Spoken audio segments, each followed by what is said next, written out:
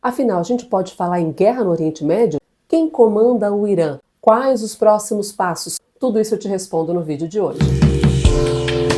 Vamos começar falando sobre se há ou não uma guerra entre Estados Unidos e o Irã. A gente precisa entender um pouco desses conceitos de guerra. Para que seja definido como guerra, é importante que sejam envolvidos dois ou mais países. Nesse caso, nós temos de um lado Estados Unidos e Israel e do outro lado Irã. Então, primeiro item, check. Segundo item, é importante que haja uma ameaça declarada. Donald Trump já falou pelos Estados Unidos que precisa acabar com as ameaças que o regime iraniano representa. Então, item 2, check. Item 3, ataques militares. É o que nós estamos vendo desde sábado. Estamos hoje, terça-feira, chegando ao 4º dia de ataques, tanto por parte dos Estados Unidos e de Israel, quanto por parte do Irã. Então, terceiro item, check. Quarto item, expectativa de continuidade. Os Estados Unidos já falaram que esses confrontos devem continuar por mais 4 ou 5 semanas, então temos mais um cheque. E aí, precisamos também falar sobre os impactos estratégicos que podem ser políticos, econômicos, e isso nós já estamos vendo, porque o Irã já bloqueou o Estreito de Hormuz, que é por onde passam pelo menos 20% dos petroleiros que abastecem o mundo. E isso já fez com que o preço do petróleo disparasse. Ontem, por exemplo, chegou a uma alta de 10%, depois caiu um pouquinho para um pouco menos de 8%, mas o fato é que o mercado já está sentindo o impacto desse abastecimento comprometido por causa do fechamento do Estreito de Hormuz. E há uma ameaça de que, tentando passar um petroleiro por ali, ele seja afundado. Então a gente tem todos os marcadores que indicam que sim, há uma guerra nesse momento acontecendo entre Estados Unidos e Israel e Irã.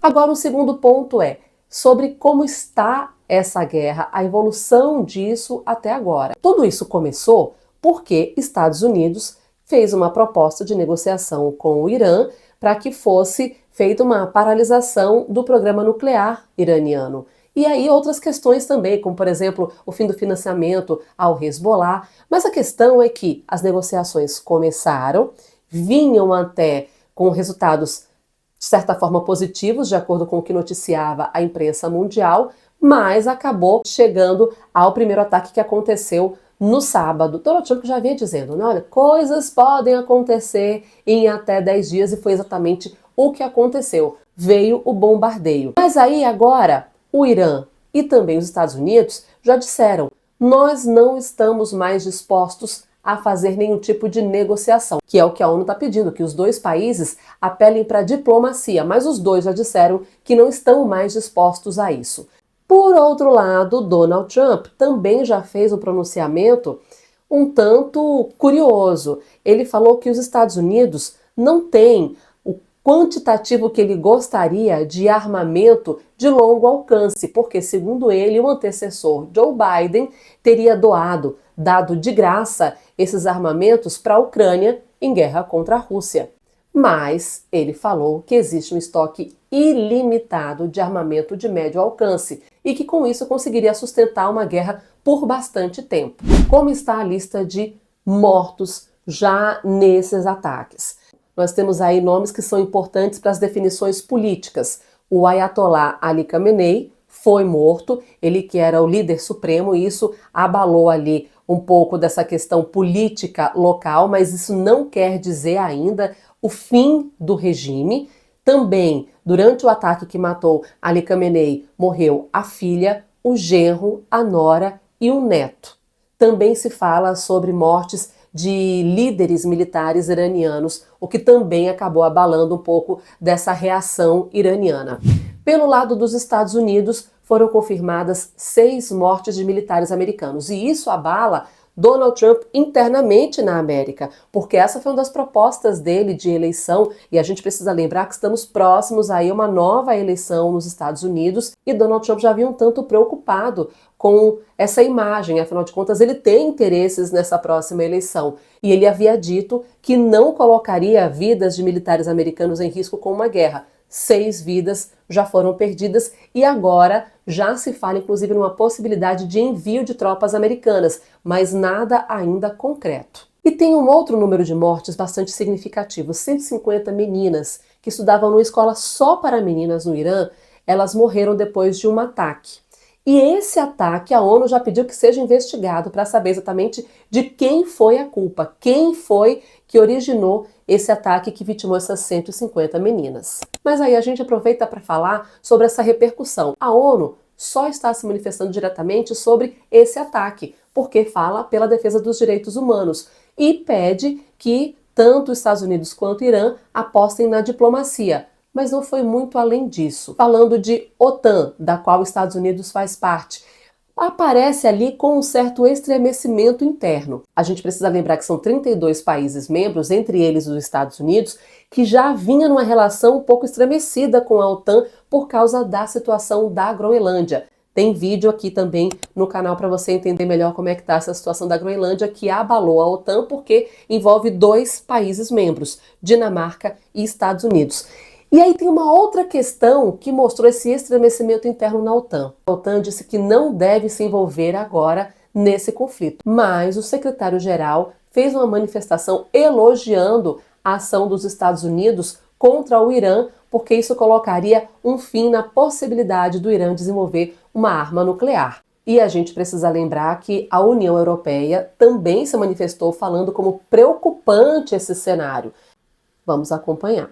O fato é que vários países já sofreram bombardeios nesse confronto que começou no sábado. A gente tem uma sequência de bases americanas no Oriente Médio que já foram atacadas pelo Irã, incluindo Arábia Saudita, Kuwait, Bahrein e Catar. Também já teve bombardeio acontecendo no Iraque e na Jordânia. Então são vários países que já estão ali envolvidos. Mas a gente precisa falar dos parceiros e dos aliados do Irã, que aparecem em bastante destaque: Líbano, Iêmen, Iraque e Síria.